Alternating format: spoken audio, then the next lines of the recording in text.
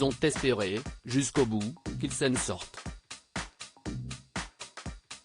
Atteint d'un cancer métastasé, Bernard Tapie n'était pas un grand fan des établissements médicaux bien qu'ils soient parfois nécessaires à son bien-être.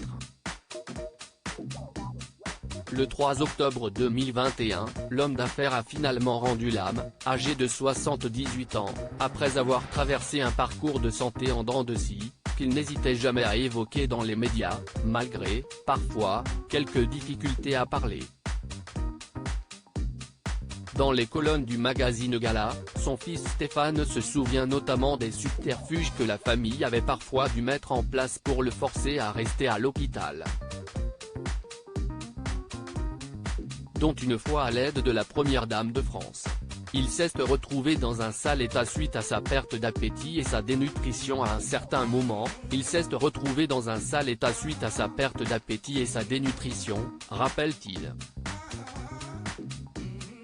Sa femme Dominique, ses autres enfants et moi-même, on s'est ligués pour le convaincre de changer Davis, d'accepter la morphine et les perfusions, sans résultat. Il était prévu qu'il sorte un jeudi quand il a hurlé qu'il en avait archi-marre, et a décidé qu'il rentrerait chez lui 2 jours plus tôt, le mardi.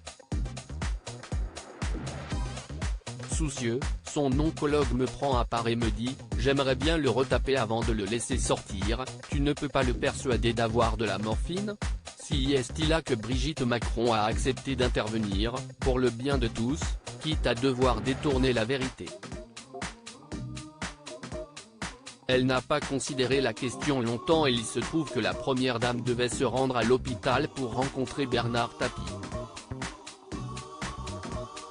Et qu'elle a accepté de reporter la date de leur rendez-vous pour le forcer à rester sur place, quitte à devoir lui mentir, alors que cette pratique est tout à fait contre ses principes, ça ne va pas être possible, je ne mens pas.